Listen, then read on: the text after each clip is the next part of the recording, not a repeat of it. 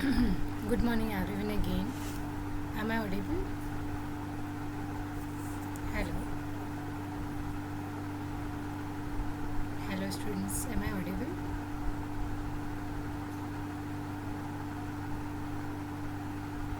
Okay. So our next topic is essential elements of a contract. So, what is the meaning of essential elements of a contract? Essential elements of a contract means किसी भी agreement को, as we discussed earlier, अभी अभी हमने discuss किया कि जितने भी एग्रीमेंट्स होते हैं they all are a contract. तो यानी कि there are some key points, there are some few points which should be present in the agreement. यानी एग्रीमेंट में कुछ ऐसे पॉइंट्स अवेलेबल होने चाहिए जिनके होने पे ही आप ये डिसाइड कर सकते हो कि क्या ये एग्रीमेंट्स कॉन्ट्रैक्ट्स हैं या नहीं. जैसा कि हमने पीछे डिस्कस किया था कि लॉफुल एग्रीमेंट होने चाहिए, लीगल ऑब्लिगेशन क्रिएट करने वाले होने चाहिए. तो कुछ कंडीशंस हमने प्रीवियस टॉपिक्स में डिस्कस कर लिया जो किसी भी एग्रीमेंट को कॉन्ट्रैक्ट बनाने के लिए होते हैं. Now we have some more elements. कुछ और भी पॉइंट्स हैं जो किसी भी एग्रीमेंट को कॉन्ट्रैक्ट बनाने के लिए ज़रूरी है. जब तक ये, क्योंकि इनका टॉपिक ही वही है, दैट इज़ एसेंशियल एलिमेंट. तो अगर ये इसेंशियल एलिमेंट्स प्रेजेंट नहीं है किसी भी एग्रीमेंट में तो आपका कॉन्ट्रैक्ट नहीं माना जाएगा. Okay, before starting with the topic, that is first point is proposal and acceptance only. It is important for us to know that proposal means what और acceptance means what. That is proposal का क्या मतलब होता है और acceptance का क्या मतलब होता है. So the term proposal means offer. Simple language में अगर आप समझना चाहो तो प्रपोजल का मतलब आप ऑफर समझ सकते हो. We can use the word offer also. So proposal कहो या ऑफर कहो. सो जैसे कि ऑफर कोई किसी को देता है, हम अपना ही एग्जाम्पल ले लेंगे. I am offering you something. तो अगर मैं ऑफ़र कर रही हूँ या फिर आई एम सेइंग कि मैं प्रपोजल दे रही हूँ तो मैं कौन हो जाऊँगी? प्रॉमिसर. और जिसे मैं प्रपोजल दे रही हूँ, that is you people, students, वो क्या होंगे? Promisee. Okay, so proposal means promisor and proposal यानी कि एक ऑफ़र है. अब ऑफ़र देने वाला भी कोई होगा और लेने वाला भी कोई होगा. सेम चीज़, प्रपोजल देने वाला कोई होगा, कोई लेने वाला भी होगा. तो जो प्रपोजल और ऑफ़र को दे रहा है उसे हम ऑफरर कहेंगे. अब आप अगर ऑफ़र वर्ड यूज़ कर रहे हो तो use the term offeror and offeree. If you are using the word proposal then use the word promisor and promisee. Okay, तो ये डिफ्रेंसिएशन आपको थोड़ा सा ध्यान में रखना पड़ेगा. But actually they both are the same thing only. बस आपको पार्टीज़ का टाइटल चेंज करना पड़ेगा. प्रपोजल वर्ड यूज़ किया तो प्रॉमिसर और प्रॉमिसी. ऑफर वर्ड यूज़ किया तो ऑफरर और ऑफरी. ओके, सो अंडरस्टूड कि प्रॉमिसर कौन है और प्रॉमिसी कौन है. तो जो प्रपोजल को देता है, जो ऑफ़र को देता है, वो ऑफरर या प्रॉमिसर कहलाएगा. और जो लेता है, दैट इज़ जिसके लिए वो प्रपोजल बनाया गया है, वो प्रॉमिसी या फिर ऑफरी कहलाया जाएगा. Okay, so these are the few parties जो हमको इस पार्टीज़ के इस कंडीशंस को अंडरस्टैंड करना है, सो दैट जब मैं एग्जांपल्स को दूँ तो आप समझ सकें. Okay, before starting with the point, it is, as I said, it is important for us to understand the term proposal. So law says proposal, simple term में मैंने बताया, आप ऑफर समझ के चल सकते हो. It will be easy for you people to understand. Proposal means when one person यानी कि कोई एक व्यक्ति signifies to another his willingness to do or abstain from doing something with the view obtaining the assent of that other person to such act or abstinence is said to make a proposal. अभी मैंने जो definition आपको बताई, it's in a legal term. क्योंकि वो legal term में है, it is difficult to understand generally और दैट मच ईजीली. ठीक है, हम थोड़ा सा उसको ब्रेक करके तोड़ के समझेंगे. सो प्रपोजल का डेफिनेशन ये कहता है कि जब कोई व्यक्ति दैट इज़ जो प्रॉमिसर या जो ऑफरर है वो किसी दूसरे के परमिशन को लेना चाहता है अपना ऑफ़र या प्रपोज़ल दे के किसी काम को करने के लिए या फिर किसी काम को नहीं करने के लिए, यानी कि there are two situations for doing something act और एब्सटेनिंग फ्रॉम डूइंग एनीथिंग, किसी चीज़ को नहीं करना और किसी चीज़ को करना। फॉर एग्ज़ाम्पल हम बाहर क्यों जाएं, हम क्लास का ही एग्ज़ाम्पल ले लेते हैं कि अगर ऐसा हो मेरे सब्जेक्ट का जो आपके क्लास में कॉलेज में लेक्चर्स होता है उसका टाइमिंग मॉर्निंग 8 to 9 AM है, तो मैंने इंस्ट्रक्शन दिया है, मैंने ऑफ़र दिया है कि भाई अगर आपको मेरी क्लास में आना है तो there is open offer that कि आपको 8 से 9 बजे का लेक्चर है तो आपको 8 बजे ही आना है। अगर आप 8:30 बजे आते हैं तो आप मेरे लेक्चर में मत आइए। यानी कि एक सिचुएशन, एक टाइम लिमिट को ऑफ़र किया है मैंने कि आपको 8 बजे ही लेक्चर में आना है फॉर डूइंग समथिंग, किसी एक्ट को करने का ऑफ़र किया है कि if you want to attend my lecture then 8 o'clock को आप कॉलेज में आ जाइए। Abstain from doing something. Second, मैंने क्या करने से रोका आपको कि अगर आप 8 बजे के बाद आते हैं दैट इज़ 8:30 बजे आते हैं तो आप मत आइए।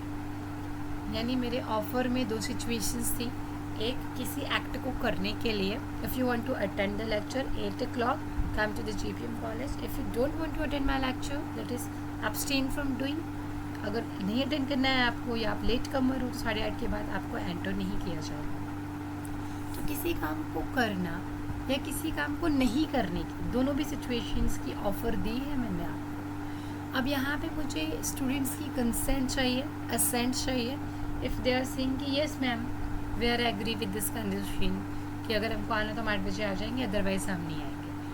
तो जब स्टूडेंट्स मुझे अपनी असेंट को देते हैं इट मीन्स उन्होंने इस ऑफ़र या फिर इस प्रपोज़ल को एक्सेप्ट कर लिया, तो यानी कि वो एक्सेप्टेंस हो गया। ओके, सो ऑफ़र या प्रपोज़ल को जब कोई पर्सन देता है किसी को किसी एक्ट को करने या नहीं करने के लिए, उसकी परमिशन, सामने वाले की परमिशन ज़रूरी है, सामने वाले का परमिशन मतलब असेंट ज़रूरी है, उसका एक्सेप्टेंस ज़रूरी है।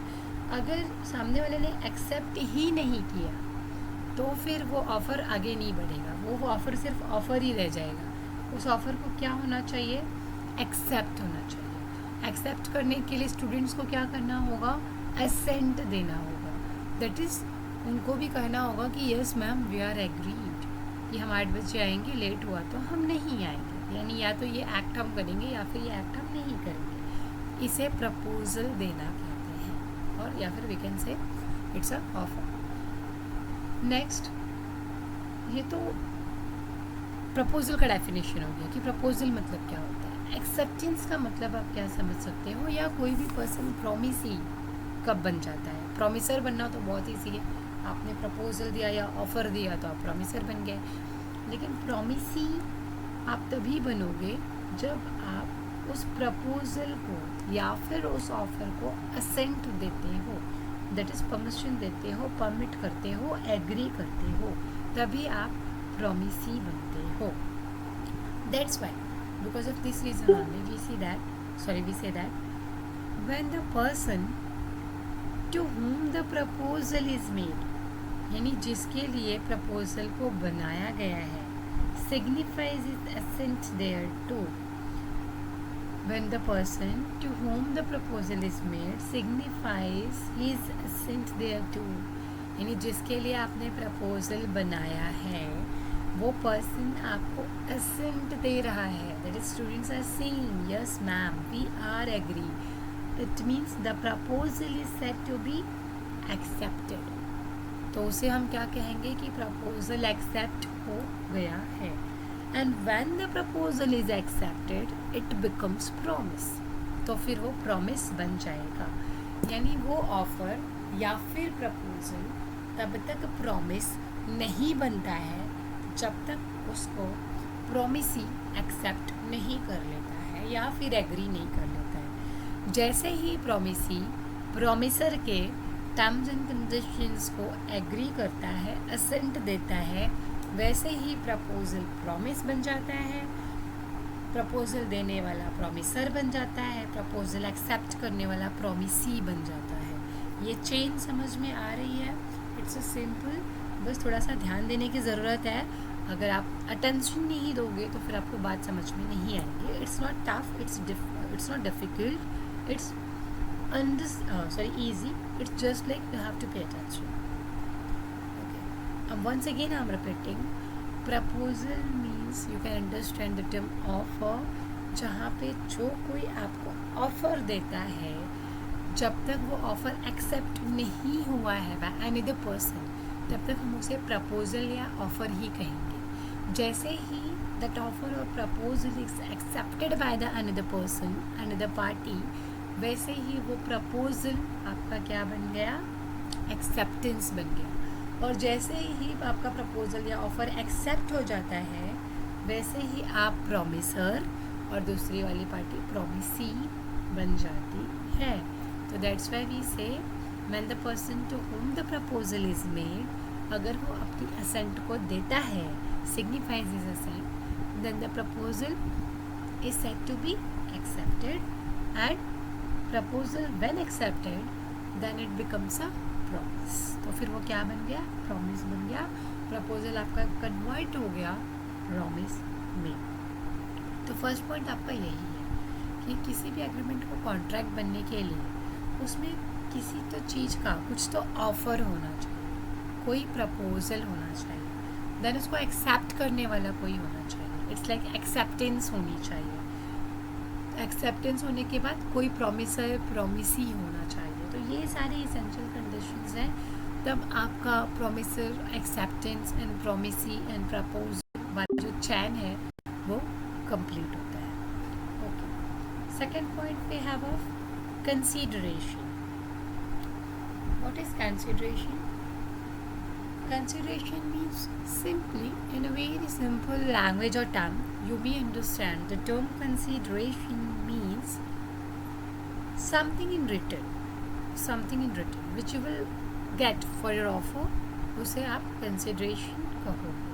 For example, अगर आप किसी नॉर्मल शॉप पे जाके पेन परचेज़ करते हो या पेंसिल परचेज़ कर सकते हो या रेज़र परचेज़ करते हो, कुछ भी आप परचेज़ करते हो, तो जब आप पेन परचेज़ करते हो तो जो दुकान वाला है वी पे समथिंग फॉर दैट। ऐसा नहीं ना पेन हम फ्री में लेके नहीं आते। हम पेन को क्या करते हैं, पेन परचेज़ करने के बाद 5 रुपये या 10 रुपये जो भी उस पेन का कॉस्ट है वो हम सामने वाले को पे करते हैं। तो जब आप उसे वो अमाउंट पे करते हो, what I said, consideration means something in return. तो जैसे ही वो अमाउंट मैंने शॉपकीपर को पे किया, उसके लिए कंसिडरेशन क्या है? मनी, जो कि उसके पेन के बदले उसे मिला। इन रिटर्न, पेन के बदले रिटर्न में पैसे। हमारे लिए कंसिडरेशन क्या है? हमारे लिए कंसिडरेशन है दैट पेन, क्योंकि हमको पैसे के बदले में क्या मिला? पेन मिला। तो for us consideration is pen, दुकान वाला के लिए कंसिडरेशन इज मनी। तो that's why consideration means something in return. आपके सामान के बदले में जो आपको मिलेगा वो आपका कंसिडरेशन होगा। हाँ, अब अगर आप बोलो कि दुकान वाला आपके पहचान का है, आपका फ्रेंड है, आपके मामा, काका, चाचा हैं जिन्होंने आपको वो पेन फ्री में दे दी, तो फिर वहाँ पे कॉन्ट्रैक्ट नहीं होगा, फिर वो गिफ्ट हो जाएगा। तो फिर आप वहाँ पे कॉन्ट्रैक्ट नहीं लोगे, फिर आप वहाँ पे गिफ्ट वाला कॉन्ट्रैक्ट एप्लीकेबल होगा। मतलब फिर वहाँ पे कंसिडरेशन वाले रूल्स वगैरह नहीं आएंगे। तो जब आप जनरल कॉन्ट्रैक्ट में एंटर करते हो, जहाँ पे आप कुछ खरीदते बेचते हो, जहाँ पे लेना देना दोनों हो रहा है, तभी वो कॉन्ट्रैक्ट जनरल कॉन्ट्रैक्ट्स में आता है, नहीं तो वो स्पेशल कॉन्ट्रैक्ट में चला जाएगा। ओके, तो consideration means understood something in return. There is one general rule which says that agreement without consideration is void. यानी अगर आपके एग्रीमेंट में कंसिडरेशन नहीं है तो आपका जो एग्रीमेंट है वो वॉइड है। It means it does not have any legal existence. उसका कोई भी कानूनी एग्जिस्टेंस है ही नहीं, कोई अस्तित्व तो नहीं है उसका लीगल कॉन्सेप्ट्स को लेकर, क्योंकि वो वॉइड है। तो agreement without consideration is void, it means there should be some consideration. Okay, कुछ तो कंसिडरेशन रिटर्न में होना चाहिए, नहीं तो वो एग्रीमेंट को एग्रीमेंट ही नहीं माना जाएगा। तो जब कोई एग्रीमेंट ही नहीं होगा तो फिर वो कॉन्ट्रैक्ट कैसे बनेगा? तो समवेयर हम कॉन्ट्रैक्ट के एसेंशियल पॉइंट्स को लूज़ कर देंगे, तो फिर वो कॉन्ट्रैक्ट नहीं बनेगा। दैट्स वाई किसी भी एग्रीमेंट को कॉन्ट्रैक्ट बनने के लिए जो एसेंशियल कंडीशंस हैं वो होनी ही चाहिए। इट मीन्स कंसिडरेशन होना ही चाहिए। We will take one more example. If A agrees, for example आप मान लो ए कोई एक पर्सन है, वो agrees to sell his house to B for ₹10,000। इस सिचुएशन में क्या होगा? ए जो है he promises to sell his house to B for 10,000। तो फिर ए के लिए कंसिडरेशन क्या है? वो सेल कर रहा है अपना हाउस को, तो उसके लिए कंसिडरेशन क्या है? मनी। और बी के लिए कंसिडरेशन क्या है? House. Okay, so this is example of consideration. Now जो कंसिडरेशन है, there is one more condition that consideration, पहली कंडीशन है कि होना ही चाहिए। Second condition says that consideration जो होना ही चाहिए वो लॉफुल होना चाहिए, यानी कि lawful consideration should be the with the lawful object.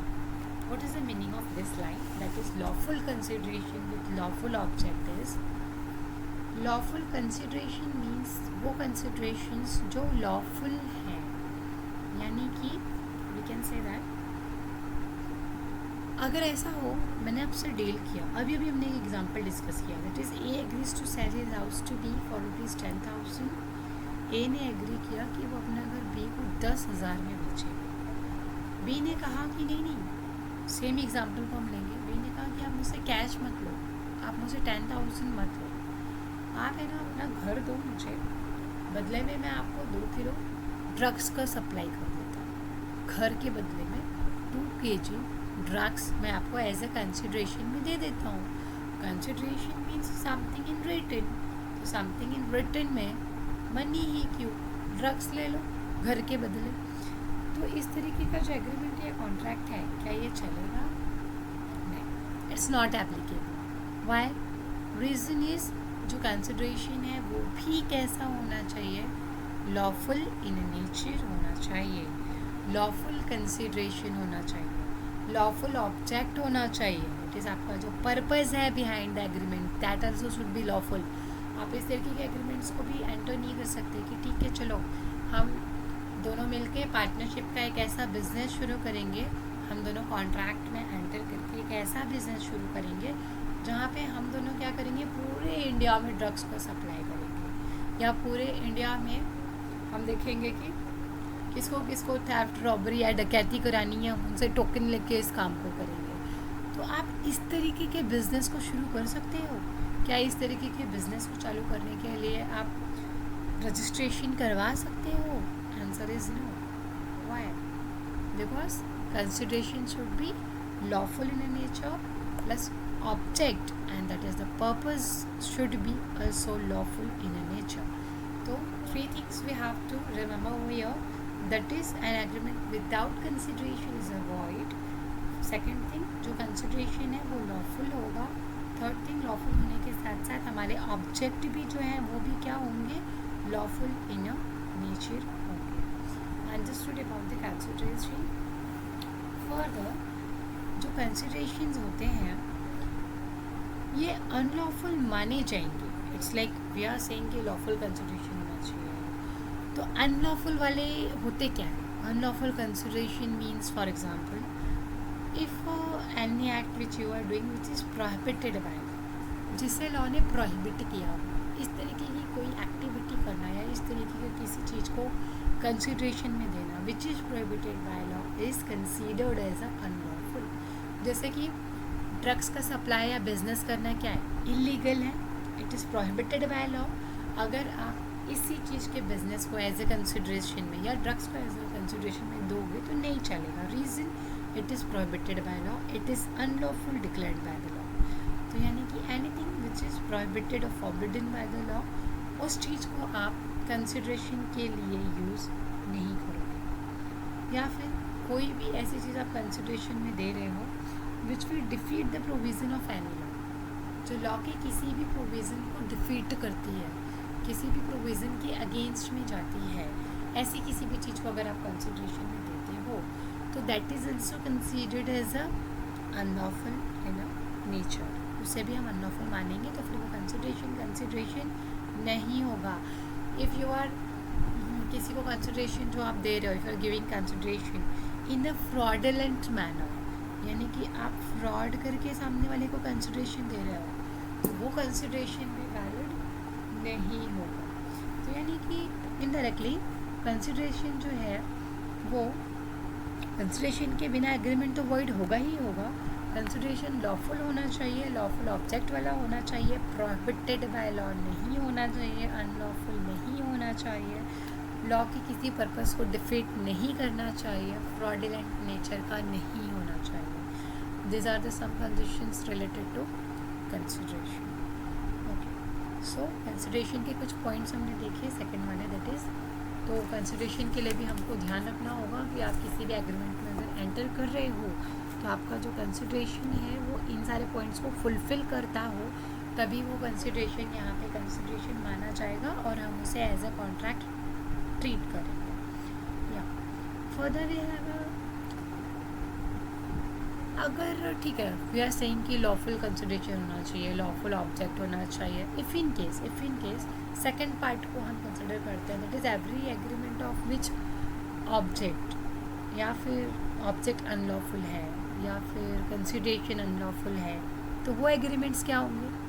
Of course हम पहले ही पढ़ चुके हैं, एग्रीमेंट्स जो लॉफुल नहीं है, जो अनलॉफुल है, वो वॉइड होते हैं. तो सेम कंडीशन यहाँ पे एप्लीकेबल होगी. That is every agreement of which the object or consideration of which is unlawful in nature is considered as a void, उसे हम वॉइड ही कंसिडर करेंगे.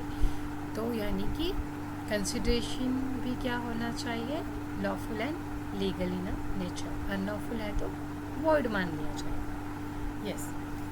थर्ड पॉइंट पे have a capacity of a parties to enter into the contract. That is parties की क्या capacity है किसी भी तरीके के कॉन्ट्रैक्ट में एंटर करने के लिए. फर्स्ट पॉइंट में हमने पढ़ा कि कोई प्रपोजल देगा तो वो प्रोमिसर होगा, एक्सेप्ट करने वाला प्रोमिसी होगा. But the thing is there promisor और प्रोमिसी, दैट इज़ ये भी तो क्वेश्चन है whether they are capable person to enter into the contract. क्या कॉन्ट्रैक्ट में जो पर्सन एंटर कर रहा है वो कैपेबल है उस कॉन्ट्रैक्ट में एंटर करने के लिए. फॉर एग्जाम्पल ये कैसा क्वेश्चन है भाई? That is capacity. It's related to eligibility of the parties. ये पार्टीज़ की एलिजिबिलिटी को बताता है. That is whether you are eligible to enter into the contract और नॉट. ओके, सो इसमें क्या आता है? First thing that is every person is competent to contract, जो भी, और we can say who is attending the age of a majority. यानी अगर आप मेजॉरिटी की एज को अटेंड करते हो, this is one of the और first condition which says that कि अगर आपने मेजॉरिटी की एज को अटेंड किया है तो फिर आप कैपेबल पर्सन हो to be a party in the contract. और you can say you are a eligible person to be a party in the contract. So first and very important condition is that party should be major, that is 18 years of age. At least you should have attended that. कम से कम अगर आपने 18 as को attend किया है तभी आप major कहे जाओगे, capable to enter into the contract होगी, eligible to enter into the contract होगी. तो age of majority is one of the criteria. Next criteria we have is who is of sound mind, यानी वो person contract में enter कर सकता है जो साउंड माइंड का पर्सन हो. साउंड माइंड मीन्स जो पागल ना हो, जिसकी दिमागी स्थिति ठीक हो, उसे हम साउंड माइंड पर्सन कहते हैं. तो यानी कि सेकंड कंडीशन क्या है कि आप साउंड माइंड पर्सन. ना साउंड माइंड है ये हम आइडेंटिफाई कैसे करेंगे? तो ये आइडेंटिफाई करने के लिए we have a situation that अगर आप कॉन्ट्रैक्ट के टर्म्स एंड कंडीशंस को समझ सकते हो It is you can understand the terms and conditions and the consequences of breaching your contract. Then we consider कि आप sound mind person हो. तो अगर आप कॉन्ट्रैक्ट के टर्म्स एंड कंडीशंस को समझ सकते हो, उसके ब्रिज करने के बाद कॉन्सिक्वेंसेस को समझ सकते हो, मे बी आपको कॉम्पनसेशन देना पड़े अगर आपने कंडीशंस को फुलफ़िल नहीं किया, तो अगर आप इन बातों को समझ सकते हो तो law consider that you are sound mind person because you can understand the terms and conditions or the provisions of the law. समझ सकते हो तो साउंड माइंड हो. साउंड माइंड हो तो capable of to enter into the contract हो, eligible to be a party of a contract हो, तो फिर हम इसेंशियल एलिमेंट के अंदर इंक्लूड हो जाते हैं. तो फर्स्ट पॉइंट हमने देखा कि मेजॉरिटी अटेंड किया हुआ होना चाहिए. सेकेंड पॉइंट हमने देखा कि साउंड माइंड का पर्सन होना चाहिए. Third point we have is person should not be disqualified from contracting by any law to which he is subject. यानी कि समटाइम्स इट हैपन्स कि अगर हमने किसी भी तरीके का कोई क्राइम कमिट किया है, कोई ऑफेंस कमिट किया है रिलेटेड टू मनी, कोई फ्रॉड कमिट किया है, तो समटाइम्स कोर्ट्स हमको ऑर्डर देती हैं कि आपने so and so fraud commit किया है, जिसके वजह से आपको ये सज़ा दी जा रही है कि फर्दर आगे से आप इस तरीके के किसी भी कॉन्ट्रैक्ट में एंटर नहीं करेंगे. It means somewhere what is happening, you are disqualified to be a member of a contract. तो यहाँ पे जो पार्टी है capable to enter into the contract, क्योंकि हम कैपेसिटी की ही बात कर रहे हैं, तो यानी if you are disqualified by law, if you are barred by law, then you can't be a party to the contract. तो overall we have a 3 situations.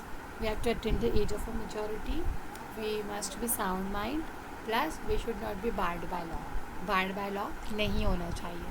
तभी आप इन 3 कंडीशंस को अगर आप फुलफ़िल करते हो तो हम मानते हैं कि you are a party to enter into the contract. As a said एक point that is sound mind वाला कि आप कॉन्ट्रैक्ट को अंडरस्टैंड करते हो. समटाइम्स व्हाट हैपेंस, कुछ लोगों को ऐसा होता है ना, कुछ टाइम पे दौरा पड़ता है, मतलब दिमागी स्थिति उनकी ठीक है, बट 24 घंटे में या फिर यू कैन से कि इन अ होल वीक और इन अ होल मंथ और in a whole year, sometimes it happens कि सर्टेन टाइम के लिए वो पर्सन अनसाउंड माइंड बिहेव करता है. यानी कि वो पर्सन अनसाउंड माइंड का है नहीं, साउंड माइंड पर्सन है. बट द प्रॉब्लम इज़ कि पूरे वीक में, एज ए सेड, या पूरे दिन में या पूरे वीक में या पूरे मंथ में या पूरे ईयर में ऐसा 1 या 2 बार सिचुएशन आती है जहाँ पे वो अनसाउंड माइंड होता है बिकॉज ऑफ उसको दौरे पड़ते हैं किसी बीमारी के. तो इस पर्सन को हम कौन से कैटेगरी में डालेंगे, साउंड माइंड की कैटेगरी में डालेंगे या अनसाउंड माइंड की कैटेगरी में डालेंगे. सो लॉ सेज कि जैसे कि हमने पॉइंट पढ़ा है कि आप अगर अनसाउंड माइंड हो तो आप कैपेबल नहीं हो कॉन्ट्रैक्ट में एंटर करने के लिए. बट यहाँ पे सिचुएशन डिफर्स. यहाँ पे आप पूरे साल या फिर पूरे मंथ या फिर पूरे वीक साउंड माइंड रहते हो, सिर्फ आधे 1 घंटे के लिए थोड़े झटके आते हैं किसी बीमारी की वजह से, जहाँ पे आप अनसाउंड माइंड रहते हो. तो लॉ सेज कि अगर ऐसी कोई सिचुएशन आती है तो दैट ड्यूरेशन इन विच आप उस प्रॉब्लम से सफ़र कर रहे हो, दैट ड्यूरेशन इन विच आप कैपेबल नहीं हो कॉन्ट्रैक्ट को एंटर करने के लिए, सिर्फ उसी ड्यूरेशन में आप डिसक्वालीफाइड हो to enter into the contract. उस ड्यूरेशन के अलावा, दैट इज़ अगर हफ्ते में एक बार या 15-20 दिन में या महीने में एक बार कभी कभी झटके आते हैं, तो जिस टाइम पे आपको वो झटका आता है या आया हुआ है, सिर्फ उस टाइम पे आप अनसाउंड माइंड कंसिडर किए जाओगे और आप उस समय कॉन्ट्रैक्ट में एंटर नहीं कर सकते. रेस्ट ऑफ द टाइम, यानी उस टाइम के अलावा जितने भी टाइम है आपके पास जिसमें आप सही से रहते हो, ठीक से रहते हो, तो आप उस रिमेनिंग टाइम्स में कॉन्ट्रैक्ट्स में एंटर कर सकते हो. हाँ, अगर आप पूरे ही पागल हो, पूरी तरीके से अनसाउंड माइंड हो, तो आप कभी भी कॉन्ट्रैक्ट में एंटर नहीं कर सकते. अगर कभी कभी पागलपन का दौरा पड़ता है हफ्ते में, महीने में, साल में, तो हाँ, उस दौरे की ड्यूरेशन में we are not qualified, otherwise we are qualified to be a party in a contract. Okay, so clear with the third point, that is capacity of the parties to enter into the contract. Okay, clear? Yes. Next we have a free consent, यानी कि जो consent है वो free होनी चाहिए। अभी अभी हमने ऊपर पढ़ा, that is proposal and acceptance. वहाँ पे हमने पढ़ा कि ऑफरर है या जो प्रॉमिसर है वो किसी भी तरीके के ऑफ़र या फिर ऑफ़र को या प्रपोज़ल को देता है, ऑफरी को या फिर प्रपोजी को, जिसे वो एक्सेप्ट करता है तो हमारा चेन कंप्लीट हो जाता है और जो आपका प्रपोज़ल है वो प्रॉमिस में कन्वर्ट हो जाता है।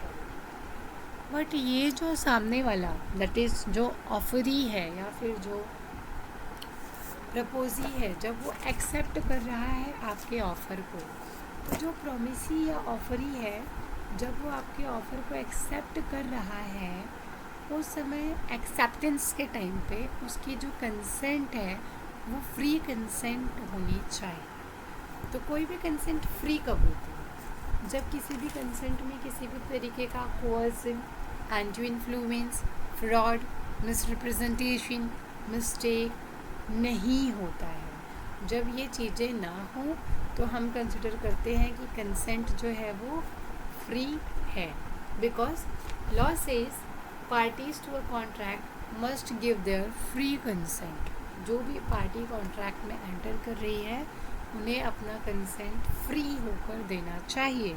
अगर उनके कंसेंट में किसी भी तरीके का कोई दबाव, कोई धमकी, कोई डर, ये चीज़ें आ जाती हैं तो कंसेंट तो फ्री नहीं होता।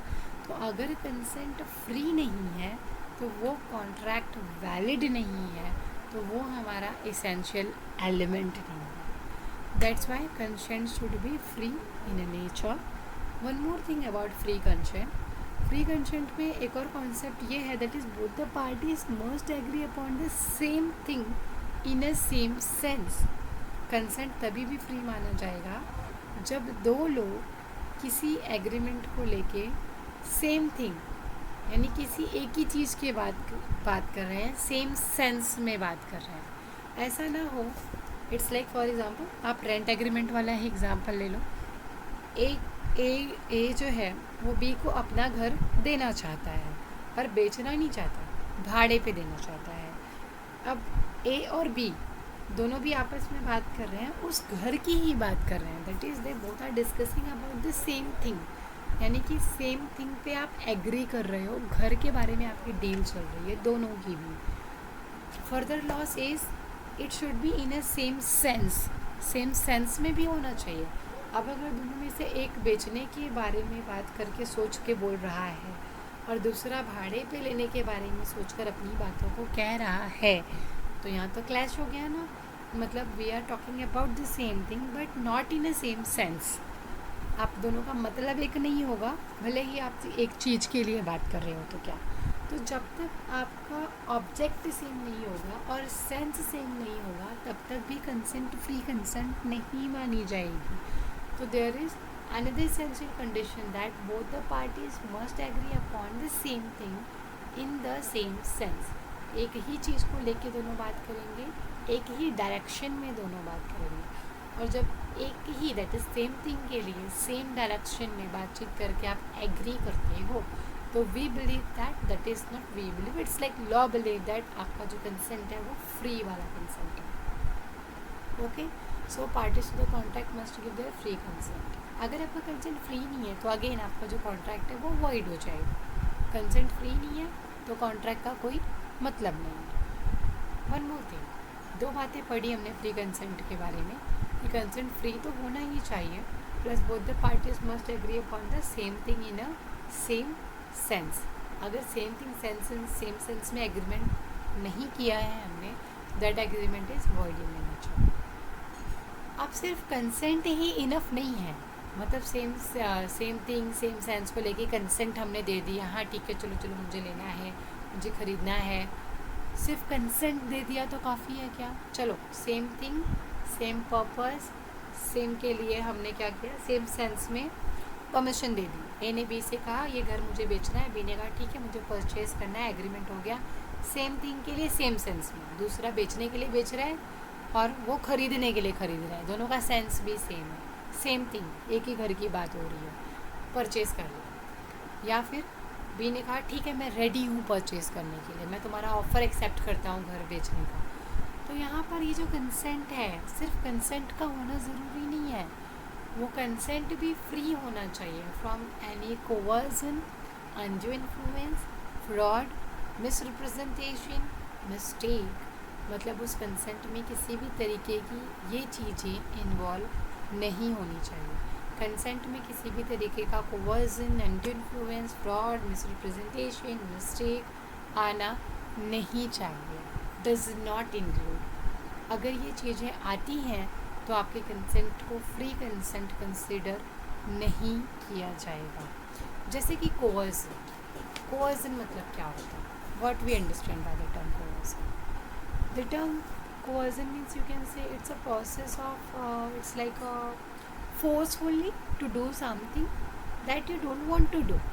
मतलब coercion यानी दबाव में किसी से किसी काम को करवाना. It's a process of forcefully to do something. यानी कि ए ने जब बी से कहा कि मैं अपना घर बेचना चाहता हूँ 10,000 में, क्या तुम लोगे? इट मीन्स ए ने ऑफर दिया बी को. अब बी को अपनी कंसेंट देनी है. Either he will say yes और ही विल से नो.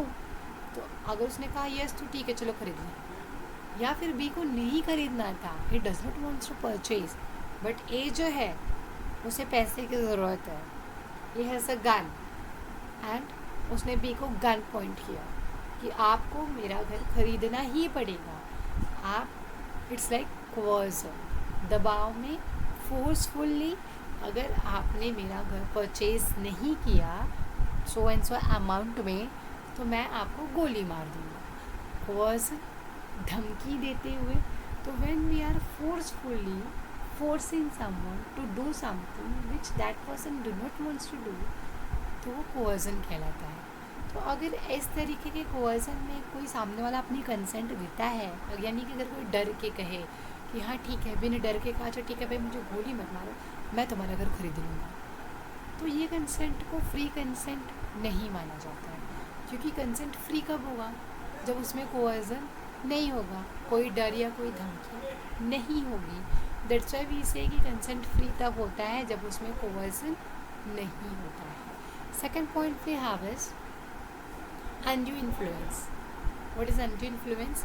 यानी किसी भी तरीके की डर धमकी नहीं होना चाहिए. कोवर्जन वाला पॉइंट से undue influences by which we can say one person induced to another person, यानी कि जानबूझ के to take advantage of position. For example undue influence का मतलब है किसी का फ़ायदा उठाना अपने बिजनेस पोजीशन में उससे हायर अथॉरिटी पे होने से. जैसे कि मैं आपकी कंपनी की बॉस हूँ और आप मेरे एम्प्लॉय हो, तो एज ए एम्प्लॉयर और एम्प्लॉय रिलेशनशिप के अलावा मैं आपको किसी एक्ट को करने के लिए फ़ोर्स करूँ, किसी कॉन्ट्रैक्ट में एंटर करने के लिए फ़ोर्स करूँ, आपको एंटर नहीं करना है. इट्स लाइक मेरे एम्प्लॉय को उस कॉन्ट्रैक्ट में एंटर नहीं करना है, but still my employee is entering into that contract. Reason boss ने बोला, यानी कि I am taking advantage of my position. तो अगर कोई पर्सन अपने पोजीशन का एडवांटेजेस लेके किसी दूसरे पर्सन को फोर्स करता है किसी कॉन्ट्रैक्ट में एंटर करने के लिए, तो लॉ उसके कंसेंट को फ्री कंसेंट नहीं मानता.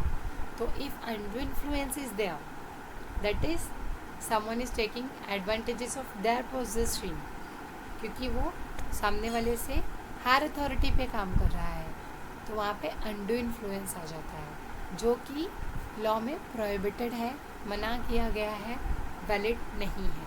अगर अनड्यू इन्फ्लुएंस में आके आपने कॉन्ट्रैक्ट में एंटर किया है तो वो फ्री कंसेंट नहीं माना जाएगा और आप एसेंशियल एलिमेंट ऑफ कॉन्ट्रैक्ट को फुलफ़िल नहीं करते हो, तो इसीलिए आपका वॉल एग्रीमेंट कॉन्ट्रैक्ट भी नहीं माना जाएगा. Okay, next we have a free consent में third point we have a fraud.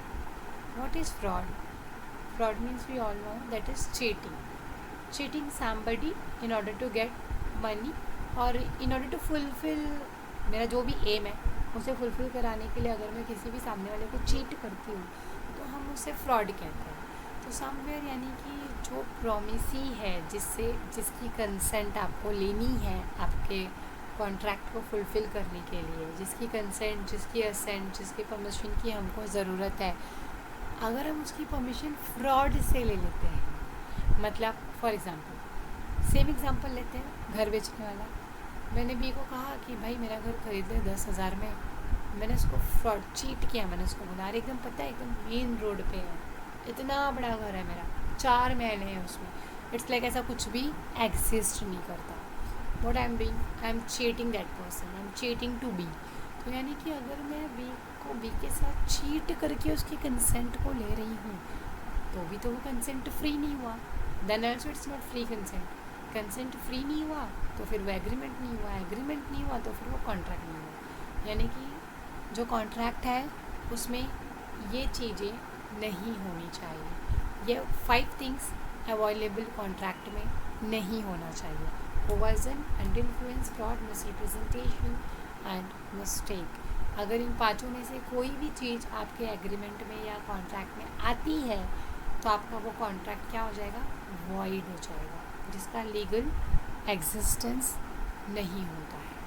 Okay, that's why we say that consent should be free in a nature. Okay, तो फ्री होने के साथ साथ both the parties must agree upon the same thing और same sense. Again you have to write these 5 points, it is very important to write these points अगर आप free consent की बात कर रहे हो तो। That is coercion, under influence, fraud, misrepresentation और mistake. Okay, next we have a 5th वाला point, sorry 2 more points left in that वाला। ओके, सो मिसरिप्रेजेंटेशन मतलब अगर आप चीज़ों को मिसरिप्रेजेंट करके कंसेंट ले लो तो भी तो वो फ्री कंसेंट नहीं हुआ ना, बिकॉज आपने थिंग्स को मिसरिप्रेजेंट करके कंसेंट को लिया है। देन अगेन वो फ्री कंसेंट नहीं होगा तो फिर वो कॉन्ट्रैक्ट नहीं होगा। अगर कोई मिस्टेक हो गई है तो आप किसी और घर को बेचने की बात कर रहे थे और सामने वाला किसी और घर को समझ रहा था और मिस्टेक से, गलती से आपने एग्रीमेंट करने के टाइम पे ए हाउस के बदले बी हाउस बेच दिया, मिस्टेक कर दिया, गलती कर दिया, तो ऐसे जो कॉन्ट्रैक्ट्स होंगे वो भी क्या हो जाएंगे, वैलिड नहीं होंगे, वॉइड ही कंसिडर किए जाएंगे। So any agreement which is free from coercion, under influence, fraud, misrepresentation, mistake is only contract. अगर ये चीज़ें आई तो आपका कॉन्ट्रैक्ट नहीं कहना है। Yes, next point we have a 5th वाला, an agreement must not be expressly declared to be void. यानी एक जो एग्रीमेंट है उसे एक्सप्रेसली फॉर्म में हम वॉइड डिक्लेयर नहीं करेंगे या नहीं हुआ होना चाहिए। Must not expressly declare to be void, जैसा कि हमने पहले भी डिस्कस किया।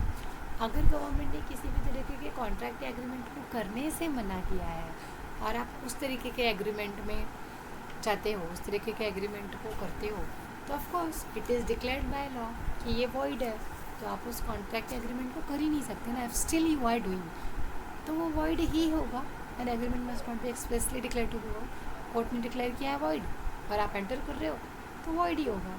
सो अवॉइड एग्रीमेंट जो होते हैं, वॉइड एग्रीमेंट्स, वो नॉट एनफोर्सेबल बाय लॉ होते हैं। स्टार्टिंग में ही हमने डेफिनेशन में देखा कि void agreement means agreements which are not enforceable by law. तो अगर आपका कोई एग्रीमेंट लॉ में एनफोर्स नहीं होता तभी तो वो वॉइड होगा ना, और कोर्ट ने डिक्लेयर किया है वॉइड है मतलब वो कोर्ट में नहीं चलेगा, आप उसको एप्लीकेबल नहीं करा सकते, तो वो वॉइड है। It has no legal sanctity और यू कैन से सैंक्शन, यानी कोई भी लीगल एग्जिस्टेंस या सैंक्शन नहीं होता है। Void agreements it does not give rise to any rights और ऑब्लिगेशन, किसी भी लीगल राइट्स को या ऑब्लिगेशंस को राइज नहीं करता। वॉइड एग्रीमेंट्स जो होते हैं they are not enforceable by law, they are oppose to public policy. For examples आप और भी एग्जांपल ले सकते हो वॉइड एग्रीमेंट्स का। It's related to agreement in restrain of a trade, in restrain of a marriage, in restrain of a legal proceedings. यानी अगर आप कोई भी एग्रीमेंट करते हो जो किसी भी तरीके के ट्रेड को रिस्ट्रेन करता है या किसी के मैरिज को रिस्ट्रेन करता है या किसी लीगल प्रोसीडिंग्स को रिस्ट्रेन करता है तो वो वॉइड माना जाएगा। इट मीन्स वो कोर्ट में नहीं चलने वाला है, तो ऐसे एग्रीमेंट्स को हम कॉन्ट्रैक्ट भी नहीं मानेंगे। तो first situation I said agreement in restrain of a trade, यानी कि ट्रेड के रिस्ट्रेन में एग्रीमेंट किया तो वॉइड माना जाएगा. फॉर एग्जाम्पल, इसका हम एक एग्जाम्पल दे सकते हैं, देख सकते हैं. In restrain of a trade, trade means क्या होता है? ट्रेड मीन्स व्यापार, बिजनेस. आप ऐसा एग्रीमेंट नहीं कर सकते ना कि अगर आपके घर के सामने शूज़ की दुकान है, आपने सोचा कि हम भी शूज़ की दुकान खोलते हैं, तो हम ऐसा एग्रीमेंट नहीं कर सकते, या हम ऐसा कोई डिक्लेरेशन नहीं कर सकते कि भाई मेरी शूज़ की दुकान है तो आप शूज़ की दुकान नहीं खोलोगे. किसी को भी किसी भी व्यापार करने से रोका नहीं जा सकता. या मैं ये नहीं कह सकती कि अरे मेरी शूज़ की दुकान ऑलरेडी यहाँ थी, आपने भी मेरे शूज़ की दुकान के सामने ही शूज़ की दुकान खोल ली, तो अब आपकी वजह से मेरा बिज़नेस अगर डाउन हुआ या मैंने कोई लॉस सफ़र किया तो उसकी भरपाई आप करोगे? नहीं करोगे. वाई? बिकॉज ऐसा कोई भी एग्रीमेंट जो किसी भी तरीके के ट्रेड को, व्यापार को रिस्ट्रेन करता हो, वो तो वैलिड होता ही नहीं है. लॉ ने पहले ही बोल दिया कि agreement must not expressly declare to be void, और लॉ ने डिक्लेयर किया है कि agreement in restrain of a trade जो होते हैं वो वॉइड होते हैं, यानी आप किसी को कोई काम करने से रोक नहीं सकते. ऑफकोर्स अब मैंने पहले भी बताया, इन रिस्ट्रेन ऑफ अ ट्रेड यानी व्यापार और बिजनेस करने के लिए आप कोई भी बिजनेस कर सकते हो. शूज़ का, टिकट बुकिंग का, क्लोथ्स का, रेशनिंग का, no one is going to stop you.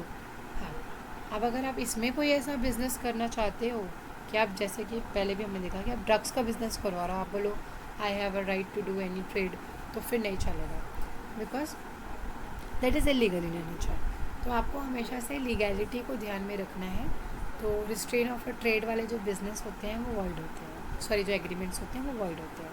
In restrain of a marriage, अब आप ऐसा एग्रीमेंट कर सकते हो क्या कि ए ने बी से कहा कि भाई इन रिस्ट्रेन ऑफ मैरिज, यानी किसी की शादी को रोक कर एग्रीमेंट करना. किसी को शादी को रोकने के लिए ए और बी के बीच में ऐसा कॉन्ट्रैक्ट हुआ कि ए बी से शादी कर लेगा जब सी मर जाएगा तो, और अगर सी ना मरे तो, अभी ना मरे तो, पता नहीं कब मरे. तो इट मीन्स यहाँ पे क्या हो रहा है, हम ऐसा कोई एग्रीमेंट नहीं कर सकते जो किसी के मैरिज को रिस्ट्रेन करे.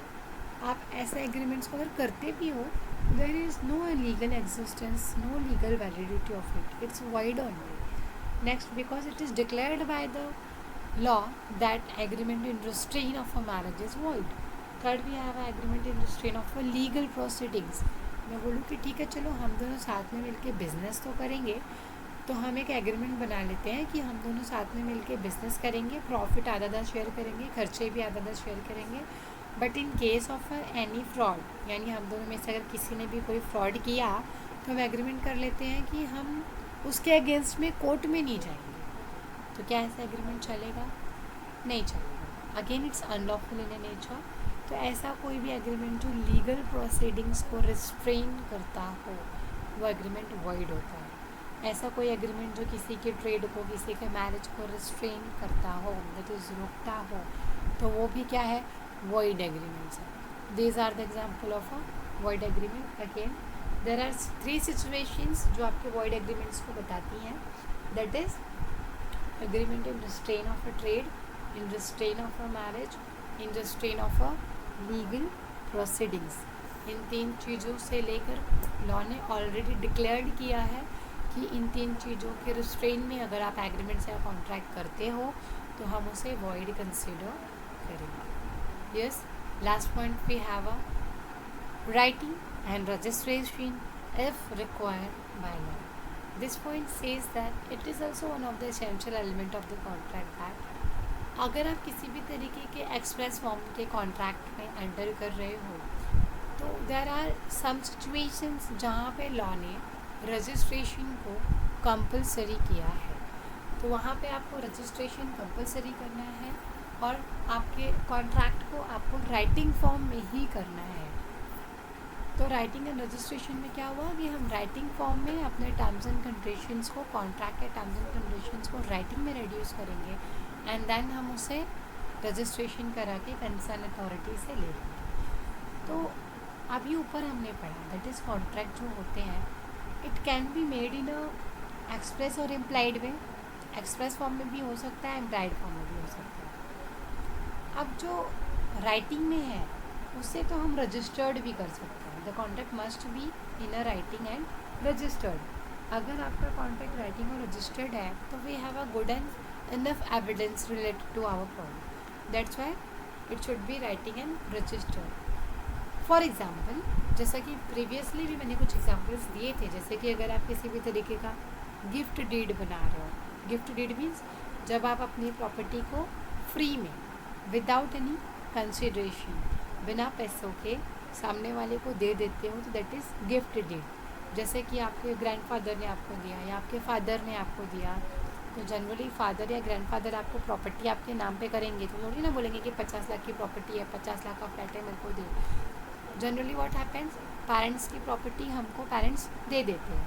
तो यानी ऐसे सिचुएशंस में कंसिडरेशन नहीं आए, बट ये जो गिफ्ट डीड बन रहा है ये राइटिंग में होना चाहिए, देन इसका रजिस्ट्रेशन भी होता है। तो गिफ्ट डीड हो गया। इसके अलावा भी हैव अ मॉर्गेज डीड, जैसे कि आप चीज़ों को गिरवी रखोगे। मॉर्गेज मतलब जब आप किसी इमूवेबल प्रॉपर्टी को गिरवी रखते हो तो वी से मॉर्गेज डीड, और जब आप किसी मूवेबल प्रॉपर्टी को गिरवी रखते हो तो वी से वी आर डूइंग प्लेज, तो फिर वो प्लेज बन जाता है। मॉर्गेज दोनों का मतलब भी गिरवी रखना ही है। प्लेज मीन्स ऑल्सो गिरवी रखना, मॉर्गेज मीन्स ऑल्सो गिरवी रखना। डिफरेंस इज, मॉर्गेज में आप जिस चीज़ को गिरवी रख रहे हो वो इमूवेबल प्रॉपर्टी है, और प्लेज में हम जिस चीज़ को गिरवी रख रहे हैं वो मूवेबल प्रॉपर्टी है। जैसे कि गोल्ड लोन हो गया। अब आप अगर आप मूवेबल प्रॉपर्टी को गिरवी रख रहे हो, गोल्ड को गिरवी रख रहे हो, तो फिर वो प्लेज हो जाएगा। और अगर आप प्रॉपर्टी को, दैट इज़ घर को, बैंगलो को, ज़मीन को गिरवी रख रहे हो तो वो मॉर्गेज हो जाएगा। तो प्रॉपर्टी के लिए हम मॉर्गेज टर्म का यूज़ करते हैं। तो इट मीन्स अगर आप मॉर्गेज डीड कर रहे हो, again it should B in a writing and registered. अगर आप सेल डीड कर रहे हो, दैट इज़ आपने अपने सामान को किसी को बेच दिया, that also should be writing and registered. अगर आप लीज डीड कर रहे हो, again lease means a kind of a rent agreement only, जहाँ पे आप प्रॉपर्टी को लीज पे लेते हो, तो वहाँ पे भी राइटिंग एंड रजिस्ट्रेशन में होना टर्म्स एंड कंडीशंस का ज़रूरी है। दीज आर द सिचुएशंस जहाँ पे राइटिंग और रजिस्ट्रेशन होने चाहिए in case of a gift deed, mortgage deed, sale deed, lease deed. Okay, next we have if you look at the companies act, हमारे पास कंपनीज एक्ट 2013 भी है। हम लोगों ने प्रीवियस ईयर्स में भी पढ़ा है कि अगर आप कंपनी बना रहे हो तो कंपनी बनाने के लिए आपको 2 डॉक्यूमेंट्स की रिक्वायरमेंट होती है, that is article of association and memorandum of association. तो ये जो 2 आर्टिकल्स हम बनाते हैं कंपनी बनाने के लिए, इन दोनों डॉक्यूमेंट्स का, that is article of association and memorandum of association, इन दोनों डॉक्यूमेंट्स का भी क्या होता है, रजिस्ट्रेशन होता है। कहाँ पे, रजिस्ट्रार ऑफ कंपनी के पास, क्योंकि आप कंपनी ओपन करने जा रहे हो तो कंपनी के रजिस्ट्रार के पास आपको कंपनी के इन दोनों डॉक्यूमेंट्स को रजिस्टर्ड कराना होगा। So when we say that कौन से डॉक्यूमेंट्स की भी रजिस्ट्रेशन ज़रूरी है, दैट इज़ अब gift deed, sale deed, mortgage deed, lease deed. इसके अलावा memorandum of association and article of association का भी रजिस्ट्रेशन ज़रूरी है। Okay, with this documents which is specified under the section 17 of Indian Registration Act are also required to be registered. We have a Indian Registration Act 1908 का।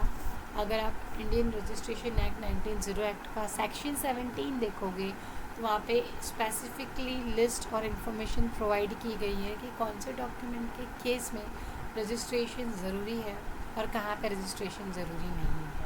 So if registration is required by law, it is better option to you to reduce the terms and conditions in a writing and get it registered.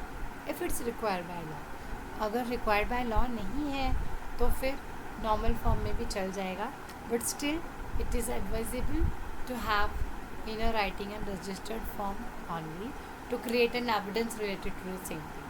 यानी किसी चीज़ से related अगर आपको सबूत आपके पास रखना है, in case of a future में कोई भी डिस्प्यूट अगर एरॉस हो जाता है तो उस डिस्प्यूट को रिजॉल्व करने के लिए अगर राइटिंग और रजिस्टर्ड डॉक्यूमेंट्स आपके पास अवेलेबल हैं तो it becomes easier to decide, काफ़ी ईजी और आसान हो जाता है डिसाइड करने के लिए कि सो एंड सो प्रॉपर्टी किसको अलॉट की जाएगी। प्लस सिक्योरिटी पर्पस के लिए भी it is very useful to have the documents in a writing or registered form. Okay, so that's it. These are the points, these are the essential elements of contract.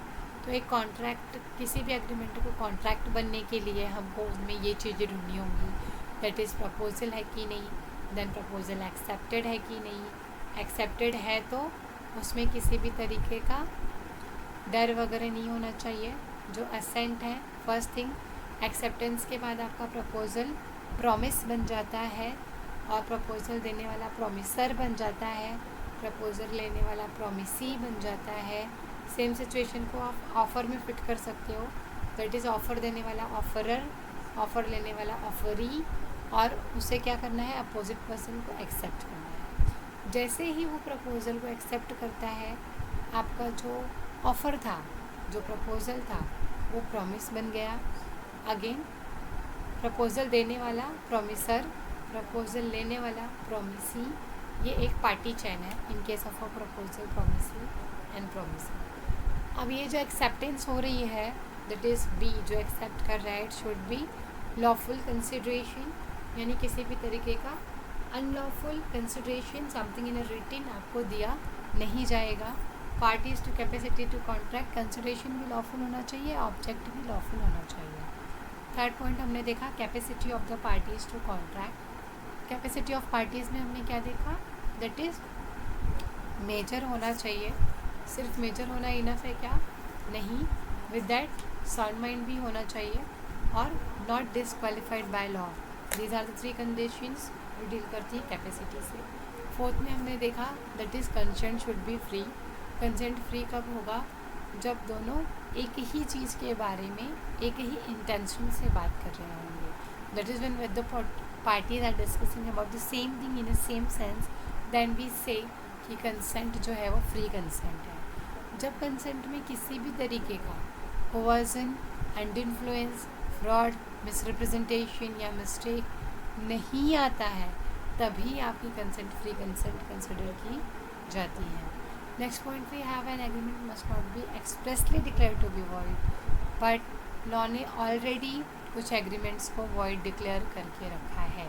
Fifth point ने बोला कि agreement वो expressly form में declared नहीं होनी चाहिए, अगर declared है तो फिर वो कॉन्ट्रैक्ट में इंक्लूड नहीं होते हैं। इसमें भी हमने 3 चीज़ें देखी, that is agreement in restrain of a trade, agreement in restrain of a trade के अलावा marriage, agreement in restrain of a trade या फिर इन रिस्ट्रेन ऑफ अ मैरिज, दोनों भी क्या होंगे, वॉइड इन अ नेचर होंगे। आप इस तरीके के किसी भी एग्रीमेंट में एंटर नहीं कर सकते हो। Last one we have a writing and registration if required by law, that is we have to try that most of the हमारे एग्रीमेंट्स या कॉन्ट्रैक्ट्स को लेकर हम चीज़ों को राइटिंग में रिड्यूस कर लें, उनका रजिस्ट्रेशन करा लें।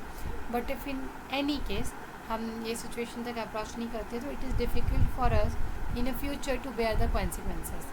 That's why it is suggested to get registered with your document. अगर आप एक बार डॉक्यूमेंट्स को रजिस्टर्ड कर लेते हो तो ना यू आर सेफ इनफ ना, फिर आप सेफ हो, आपको कोई डर नहीं है आपकी प्रॉपर्टी को लूज़ करने के लिए। Okay, so again it's a part of implied contract only, the contract must be in writing and registered. Same thing आप ले सकते हो, एग्जांपल मैंने दिया जो आपको, that is gift deed, mortgage deed, lease deed, जहाँ पे प्रॉपर्टीज़ को हम राइटिंग में रिलेटेड, प्रॉपर्टी से रिलेटेड टर्म्स एंड कंडीशंस को राइटिंग में लिख के क्या करते हैं, रजिस्टर्ड करा लेते हैं। Again last point is Indian registration act 1908 में सेक्शन 17 में हमको इन्फॉर्मेशन प्लस लिस्ट प्रोवाइड की गई है कि हम कौन सी चीज़ों का रजिस्ट्रेशन जो है वो ज़रूरी है, जिसे हमको रजिस्टर्ड करा के लेना ही पड़ेगा। So this was the overview related to essential element of the contract. With this I am ending my lecture over here only, just go through it with it once, have a revise of the same thing. I am ending with this session here only. Next session जो है हमारा हम 1 बजे start करेंगे। Okay, अब 3rd session.